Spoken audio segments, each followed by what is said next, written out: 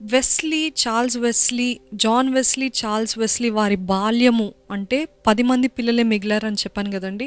వారి బాల్యము చాలా స్ట్రిక్ట్గా పెంచారంట. ఎవరు పెంచారు స్ట్రిక్ట్గా అంటే వారి తల్లి సుజానా వెస్లీ చాలా స్ట్రిక్ట్గా ఎన్నో మారల్ ప్రిన్సిపల్స్, నైతిక విలువలు, భక్తి జీవితము, స్ట్రిక్ట్గా చదువు నేర్పించడము, వాక్య ధ్యానము, ప్రార్థన చేయడము, ఇవన్నీ కూడా బాగా చూసుకునేది వారి తల్లి.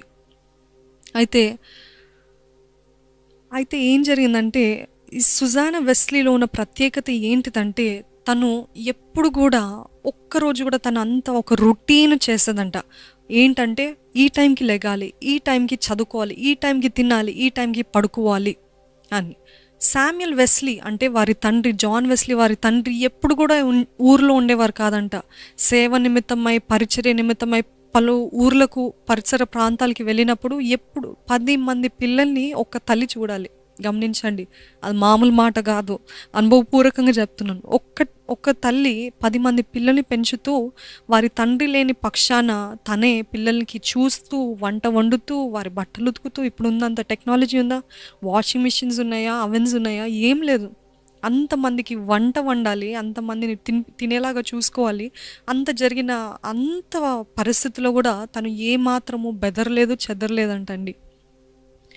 అయితే తను ఊరు బయటకు వెళ్ళినప్పుడు ఆత్మీయ అవసరతలు, ఆ బిడ్డల్లో ఉన్న లోపాలు, బిడ్డల్ని ఎలా క్రమశిక్షణతో, డిసిప్లిన్ తోటి పెంచాలని ఎంతో తాపత్రయం పడిందనమాట. అయితే తను ఎంత ఎడ్యుకేటెడ్ అంటే తన బిడ్డలకి చదువు నేర్పించడము, భాషలు నేర్పించడము, అన్నీ కూడా నేర్పించేది తనే. తల్లియే ప్రథమ టీచర్ అంటారు కదా. ఆ సమయంలో ఎప్పుడో ఒకసారి వారి తండ్రి వచ్చి వారితోటి ఒట్టి డిన్నర్కి, బ్రేక్ఫాస్ట్కి, లంచ్ టైంకి వచ్చి కూర్చొని వారితో భోజనం చేసేవారంట. వారి తండ్రి కూడా వచ్చినప్పుడు ఒక్క మాట, అంతమంది పిల్లలు ఉన్నప్పటికీ 10 children plus 2 people 12 members ఒక కుటుంబంలో ఉన్నప్పటికీ ఎంత మర్యాదతో, ఎంత మేనర్స్ తోటి పెంచారంటే ఆ తల్లిదండ్రులు, తండ్రి కంటే ఎక్కువగా తల్లి ఎంత పెంచారంటే వారి ఒక్క శబ్దం కూడా ఉండదంట. అంతమంది పిల్లలున్న అంత క్రమశిక్షణతోటి పెంచిన ఆ తల్లి. అయితే ఆమెకున్న ప్రతి అవకాశాన్ని ఒక ట్యూషన్ టీచర్గా ఏంటంటే లిటరేచర్ నేర్పించేది, ఇంగ్లీష్ నేర్పించేది, హిస్టరీ నేర్పించేది, క్లాసికల్ లాంగ్వేజెస్ నేర్పించడం మాత్రమే కాక మ్యూజిక్, బైబిల్ వాక్యాలు కంటత పట్టించేలాగా నేర్పించేదంట. ఎవరికి? చిన్న వయసులో ఉన్న బిడ్డలకి. అంటే 3-4 సంవత్సరాలు, ఇంకా మాటలు అప్పుడప్పుడే ప్రారంభించబడుతున్నాయి అని తెలుసుకుంటే వారికి కంటత పట్టించేదంటే ఏంటిదంటే కీర్తనలు, సామెతలు, నూతన నిబంధనలో ఉన్న కొన్ని పెద్ద పెద్ద ప్యాసేజెస్ కూడా ఆ బిడ్డలకి నేర్పించేదంట. తను ఎప్పుడు కూడా ఒక టైం టేబుల్ క్రియేట్ చేసి 4 గంటలకి ఇది చేయాలి, 5 గంటలకి లెగాలి, లేచిన వెంటనే ప్రార్థన, వాక్యం తర్వాతనే మీ చదువులు. మనం ఇప్పుడు ఎలా ఉంటామండి? ఫస్ట్ చదువు, ఫస్ట్ మన హోంవర్క్స్ ముగించాలి, దాని తర్వాత వాక్యం, ప్రార్థన అనుకుంటాము. లోకంలో గొప్పవారైతే చాలు అనుకుంటారు కదా తల్లిదండ్రులు అనేక మంది. చదువులో ఉత్తీర్ణుడైతే if he excels in study that is enough for my son అని అనుకుంటాం, that is enough for me అని అనుకుంటాం. కానీ సుజానా వెస్లీలో ఉన్న ప్రత్యేకత ఏంటంటే చదువు కంటే ముఖ్యంగా మొదటిగా బిడ్డలు లేసిందే, వారంతా ఫ్రెష్ అప్ అయిన తర్వాత మొదటిగా వాక్యము కంటత పట్టించడము, ఆరాధించడము, పాటలు పాడటము, దాని తర్వాత చదువు. అప్పుడు ఇంకా స్కూల్స్ కూడా లేవు. అలాగా హోమ్ స్కూలింగ్ చేసేది తను. అయితే ఎంత మర్యాదకరంగా పెంచిందంటే వారి ప్రవర్తన, వాళ్ళు ఏడ్చేటప్పుడు కూడా గట్టిగా ఏడవకూడదంట, ఏడ్చేటప్పుడు కూడా సాఫ్ట్గా మెల్లగా ఏడవాలంట, ఎవరికి ఇబ్బందికరంగా లేకుండా మెల్లగా వచ్చి వారి తల్లికి చెప్పాలంట. ఆ ఇల్లు కూడా అందరు ఆశ్చర్యపోయారు, ఇంతమంది పిల్లలు ఉన్నారు కానీ ఎప్పుడు కూడా నిశ్శబ్దంగా ఉంటుందే, ఎప్పుడు కూడా క్వైట్గా పీస్ఫుల్గా ఉంటుందే అని అనుకునేవారంట. అట్లాంటి టైంలో ఎందుకు ఇంత చెప్తున్నాను దీని గురించి అంటే, తల్లి వేసిన పునాది, తల్లి వేసిన ఫౌండేషన్, ఆ ప్రిన్సిపల్స్, ఆ సిద్ధాంతాలు, ఆ సూత్రాలు తన జీవితంలో, తన సేవా జీవితంలో ఎంతగానో ప్రభావితం చేస్తున్నాయి. జాన్ వెస్లీకి ప్రత్యేకంగా అంత డిసిప్లిన్, అంత క్రమశిక్షణ, టైం టేబుల్, టైం స్ట్రక్చర్ అంతా అలాగ చేయగలిగాడు. ఎందుకు అనంటే వారి తల్లి చిన్నప్పుడు కష్టంగా అనిపించి ఉండొచ్చు. ఇప్పుడు మనం చదువుతున్న ఇంత స్ట్రిక్టా, బాల్యంలో అన్నీ అనుభవించాలి కదా, అన్నీ తెలుసుకోవాలి కదా అని అనుకుంటాం. కానీ అంత గొప్పగా వాడబడటానికి కారణము ఎవరు అయ్యారంటే దేవుడు మొదట, రెండవది వారి తల్లి ఎంతగానో ప్రయాసపడి వేకువని లేపి వాక్యము, పాటలు, ప్రార్థన నేర్పించి దాని తర్వాతనే ఏదైనా చేయండి అంటే డేలో ఇంకా వారికి పిచ్చి పిచ్చి ఆటలు, పిచ్చి పిచ్చి పనులకి ఏ రీతిగా అవకాశం ఏంటి, అసలు టైమే లేదంట. ఒకటి తర్వాత ఒకటి, ఒకటి తర్వాత ఒకటి నేర్పించడము అలాగా తను చేసేవారనమాట. అయితే ఒకానొక రోజు ఒక భయంకరమైన విషాదం జరిగింది. ఏంటంటే సుజానా వెస్లీ అప్పటికి గర్భవతిగా ఉంది. తను 9th మంత్, ఇంచుమించు 8th మంత్ ఆ టైంలో నిండు నెలలతోటి ఉంది. వారి ఇల్లు ఆ చర్చ్ ఇచ్చారని చెప్పాను కదండి, ఆ క్వార్టర్స్, దానికి అంతా గడ్డి లేకపోతే కార్న్ తోటి అవి ఉంటాయి కదా, లీవ్స్, దాంతో చేయబడిన ఇల్లు. ఆ ఇంట్లో ఏం జరిగిందంటే ఈ శామ్యుయల్ వెస్లీ అనే వ్యక్తి చాలా అవుట్ స్పోకెన్, అంటే వారి తండ్రి జాన్ వెస్లీ వారి తండ్రి చాలా అవుట్ స్పోకెన్ అనమాట. చాలా డంబంగా మాట్లాడేవాడు, కోపిష్టి.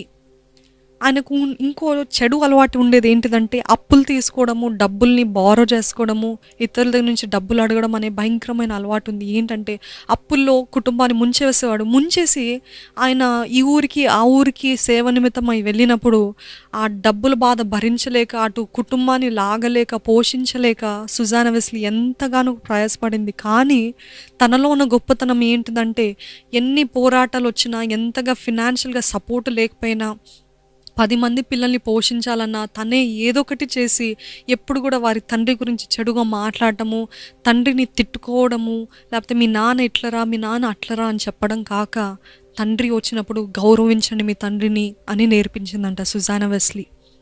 ఆ రీతిగా ఉన్నప్పుడు ఆ తండ్రి శామ్యుయల్ వెస్లీ ఎప్పుడు తప్పించుకుని అప్పులు తీసుకునే, అంటే అప్పులు ఇచ్చేవారు వచ్చి ఆయనను వేధిస్తారేమో అని ఈ ఊరికి ఆ ఊరికి వెళ్ళినప్పుడు సుజానా వెస్లీ ఎంతగానో మేనేజ్ చేస్తూ ఇంటిని పోషించుకుంటూ వచ్చేది. అయితే అందరికీ చాలా కోపం వచ్చింది.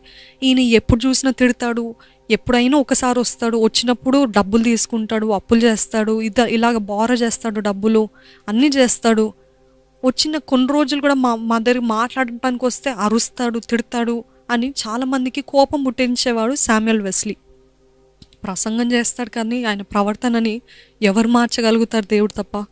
అలాగా శామ్యుయల్ వెస్లీ ఉన్నప్పుడు ఏం జరిగిందంటే ఒక్కరికి బాగా భయంకరంగా కోపం వచ్చి శామ్యుయల్ వెస్లీ పైన అని అంటారు. ఏంటంటే వీరు అర్ధరాత్రి పడుకున్నప్పుడు ఆ ఇంటి దగ్గర మంట అంటించేసి పోయారనమాట. ఆ మంట అంటించి అప్పటికే 9 మంది బిడ్డలండి, 9 మంది బిడ్డలు +1, అంటే తను గర్భవతిగా ఉంది లాస్ట్ బేబీతోటి. తను గర్భవతిగా ఉంది, 9 మంది బిడ్డలు, మంట అంటించారు. సడన్గా వారికి ఉన్న ఒక సిస్టర్, తన పేరు ఏంటిదంటే హెటీ దగ్గర తన బెడ్, అందరికీ సపరేట్ బెడ్స్ ఉంటాయి కదా, పైన రూఫ్ కాలిపోయి, అంటే అది ఉంటుంది కదా పై కప్పు అంటాం కదా, ఆ సీలింగ్ పై కప్పు సడన్గా కాలిపోయి ఆ బెడ్ దగ్గర తన సహోదరి దగ్గర ఉన్న బెడ్ తల దగ్గర అది రూఫ్ అలాగ పడిపోయింది. కాలిపోయిన కార్న్ లీవ్స్ ఉంటాయి కదా, అవి కాలి తన బెడ్ పైన అంటుకుంది. తను నిద్రమత్తులలో చూస్తే మంట, ఆ మంటను చూసి బొయ్యని కయ్యని కేకలు వేస్తూ ఉందన్నమాట. మంట, నాన్న అమ్మ రండి, dad mom come, there's fire here అనేసి అంటుంటుంది. అది విని నా తల్లిదండ్రులు చాలా షాక్ అయిపోయి, చాలా భయపడి ఏం చేస్తారంటే వెంటనే అది చూసే లోపడే అంత అంటుకుపోతుంది, అంత విస్తరిస్తుంది, వ్యాపించిపోతుంది. ఆ సమయంలో వెంటనే తల్లిదండ్రులు అందరు ప్రతి ఒక్క బిడ్డని తీసుకుంటూ బయటికి లాక్కొని, అక్కడ ఒక్క వాల్ మాత్రం ఇంకా అంటుకోలేదు. వాళ్ళు ఇంకా బయటికి వెళ్ళే సమయంలో కూడా ఆ వాల్ కూడా కాలి మంట బూడిద అయిపోతుంది.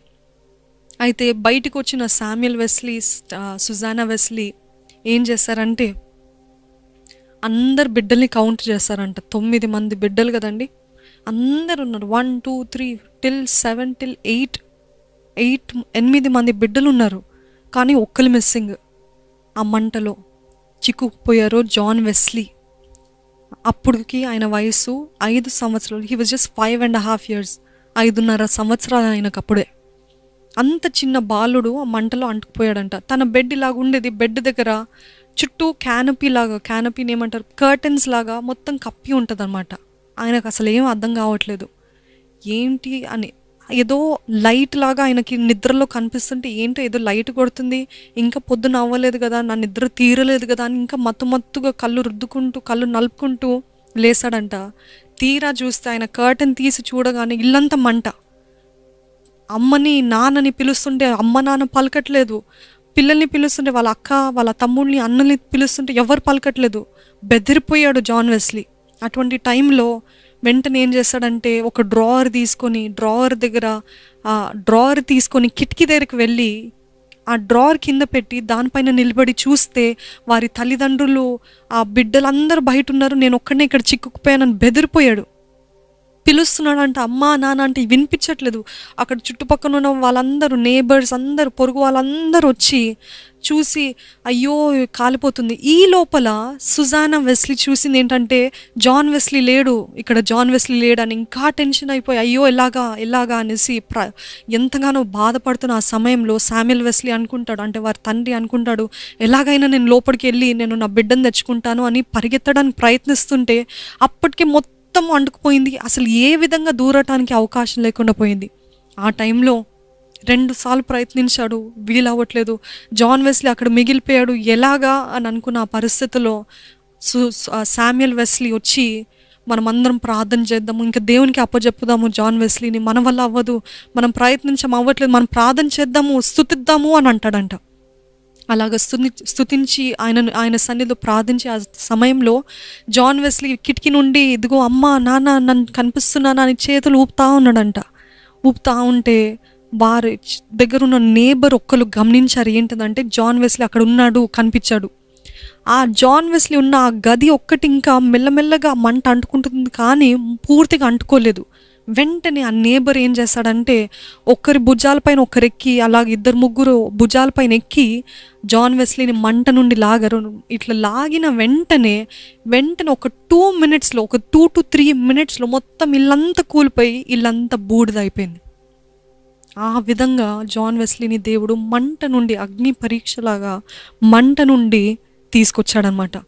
మంట నుండి తీసుకొచ్చిన తర్వాత వాళ్ళ తండ్రి ఎంతో ఆనందంతో పోతే పోయింది, ఆ డబ్బులు పోనివ్వండి, ఆ పొజిషన్స్ పోనివ్వండి, మన వస్తువులు పోనివ్వండి, మన బట్టలు అన్నీ కాల్చి బూడిద అయిపోయినాయి.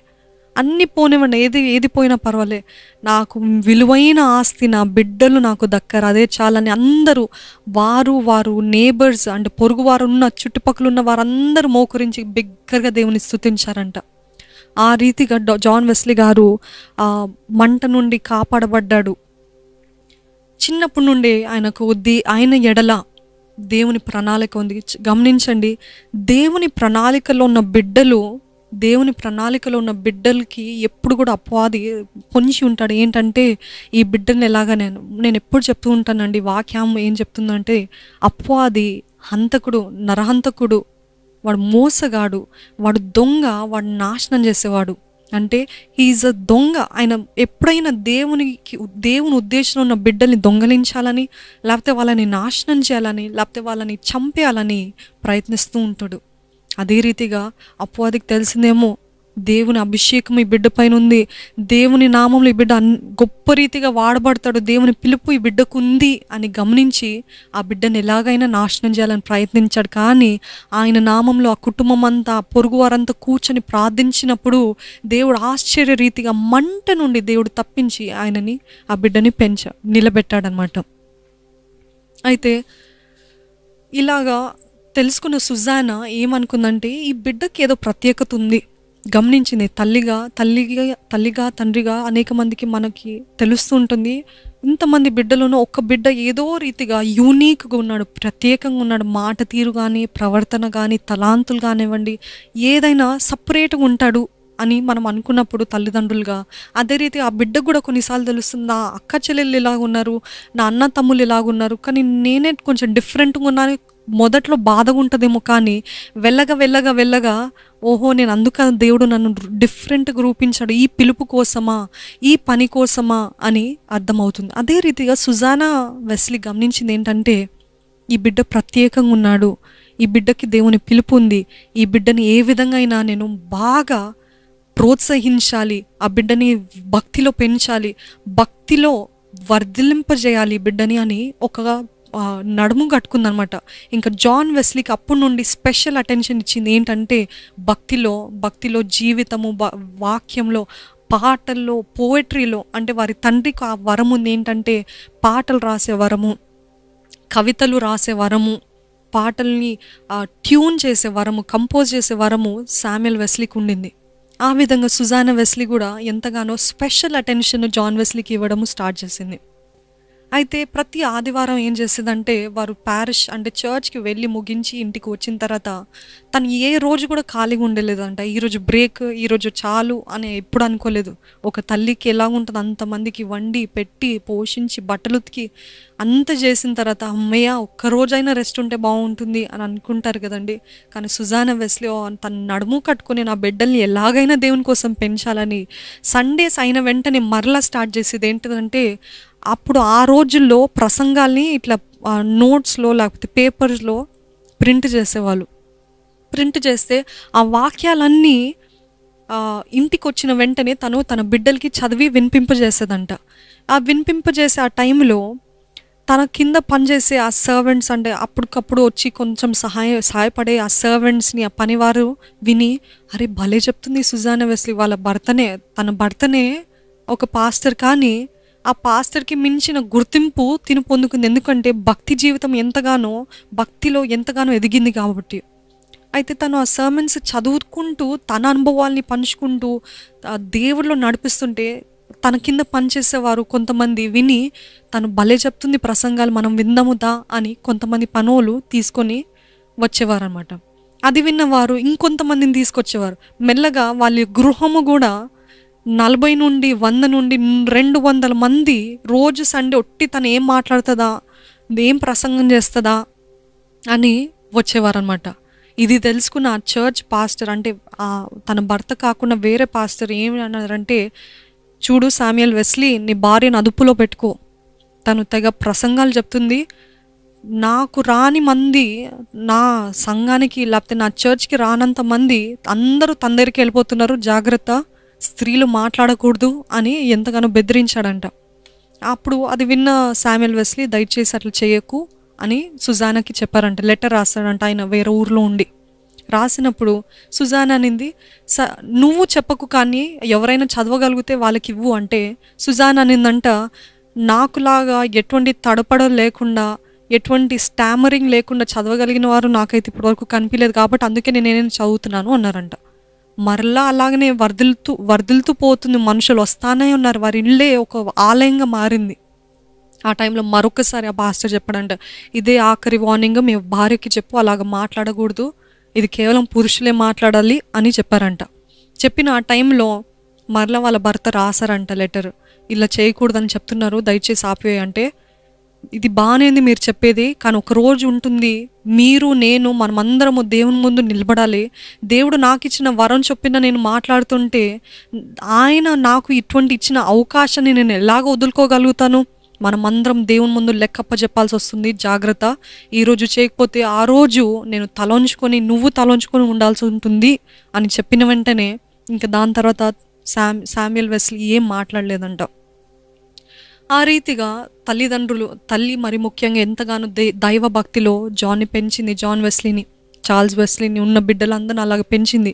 అయితే ఇంకా కొంత వయసు వచ్చిన తర్వాత బోర్డింగ్ స్కూల్లో జాయిన్ చేస్తారు. అంటే బోర్డింగ్ స్కూల్ అంటే ఆహారము, స్కూల్, పడుకోవటానికి స్థలము అన్నీ ఆ స్కూలే ఇచ్చేవారు. ఆ టైంలో జాన్ వెస్లీని అనేక మంది, అంటే జాన్ వెస్లీ ప్రత్యేకంగా పెంచబడ్డాడు కదా, చార్ల్స్ వెస్లీ చాలా ప్రత్యేకంగా, అంటే అందరిలాగా పోకిర్ చేష్టలు, చిల్లర పనులు ఏం చేసేవారు కారు. ఎందుకంటే వాళ్ళు ప్రత్యేకంగా పెంచబడ్డారు. క్రమశిక్షణతోటి, డీసెన్సీతోటి ఎక్కువ మాట్లాడేవారు కాదు. ఎక్కువగా ఉద్రేకంతోటి మాట్లాడేవారు కాదు. ఎక్కువ ఎమోషనల్‌గా కాదు. కానీ వారు ఎంతో నెమ్మదిగా, క్రమశిక్షణతోటి, మర్యాదగా, ఎంతో మంచి ప్రవర్తనతోటి పెంచబడ్డారు. కాబట్టి వారు పెద్దగా అయిన తర్వాత బాలుడు నడవలసిన త్రోవలనే వారిని నడిపించండి. లేకపోతే పెద్దగా అయిన తర్వాత వారు తప్పిపోతారు అని వాక్యం సెలవిచ్చిన రీతిగా, అదే రీతిగా సుజానా వెస్లీ పెంపకం బట్టి జాన్ వెస్లీ పెద్దగా అయ్యి పెద్దవాడయిన తర్వాత కూడా దాని నుండి తప్పిపోక ఎంతో డిగ్నిఫైడ్‌గా, ఎంతో డీసెన్సీతోటి, ఎంతో మర్యాదకరమైన ప్రవర్తనతోటి తన జీవితాన్ని, తన స్కూలింగ్ కూడా చేశాడు.